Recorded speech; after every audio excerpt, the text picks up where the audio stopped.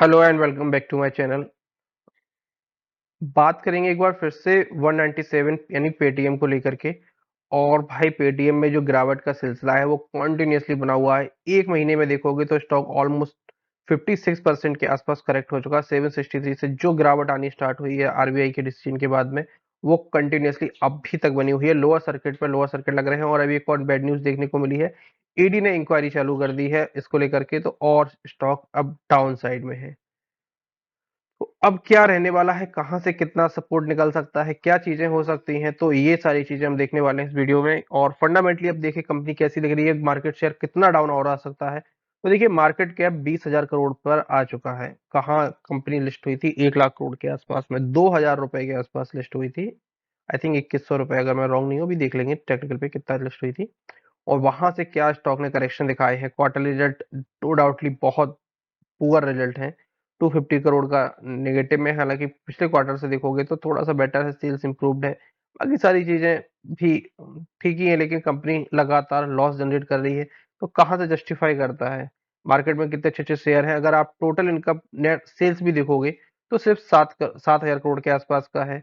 और उसमें से मार्केट कैप 20,000 करोड़ लिए बैठे हैं भाई साहब। और जो प्रॉफिट है वो आप देखोगे तो लगभग 1100 करोड़ के आसपास, तो कंपनी 1100 करोड़ के आसपास कंपनी लॉस जनरेट करती है।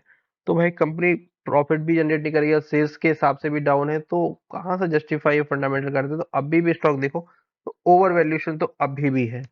हालांकि जेबी मॉर्गन ने ऊपरी लेवल खरीदा, लेकिन उन्होंने अपनी जो टोटल नेटवर्थ का बहुत छोटा सा हिस्सा इन्वेस्ट किया था, तो वो लोग लॉस कर सकते हैं। बाकी ये एक फॉलिंग नाइफ है, पकड़ने की ऐसी गलतियां मत करिए कि भाई बहुत बड़ा डेंट पड़ता हुआ देखने को मिले। और बुक वैल्यू 196 की है, 190 से 197 नाम है, तो पॉसिबल है कि यहाँ तक स्टॉक आ जाएगा। चलिए देख लेते हैं टेक्निकल। बाकी अगर आप बाकी शेयर होल्डिंग पैटर्न देखोगे तो दिसंबर में जरूर एफआई ने स्टेक बढ़ाया था। डीआई ने भी अच्छा खासा स्टेक बढ़ाया है। पब्लिक की होल्डिंग कम हुई है, लेकिन अब आने वाले टाइम में आप देखोगे तो एफआई और डीआई ने दोनों ने ही दबा के माल इस समय बेच रहे हैं और स्टॉक को नीचे ला रहे हैं।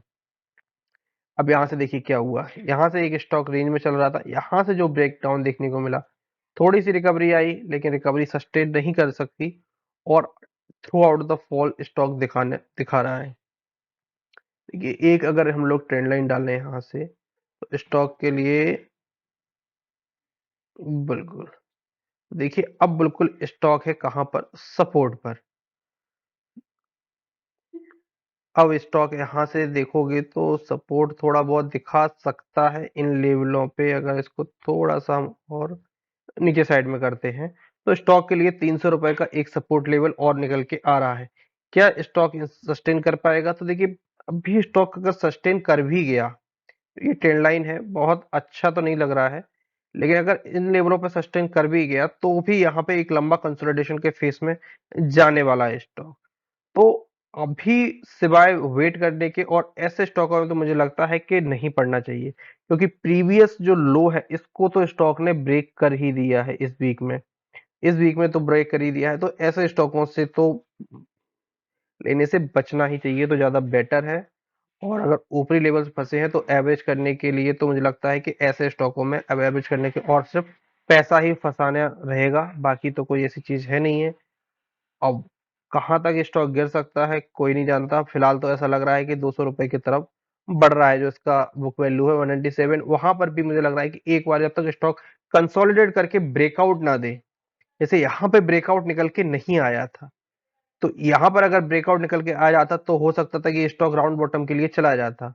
न्यूज आ जाती वो बात अलग है, तब फिर से गिर जाता, लेकिन हो सकता था अगर न्यूज वगैरह नहीं निकल के आती। लेकिन स्टॉक ने ब्रेकआउट नहीं दिया था, तो क्लियर कट यहीं से समझ आना चाहिए कि स्टॉक में कुछ ना कुछ फॉल वगैरह आ सकता है। और यहाँ से क्लियर कट डायरेक्शन यहाँ से स्टॉक ने दिखाई दी थी।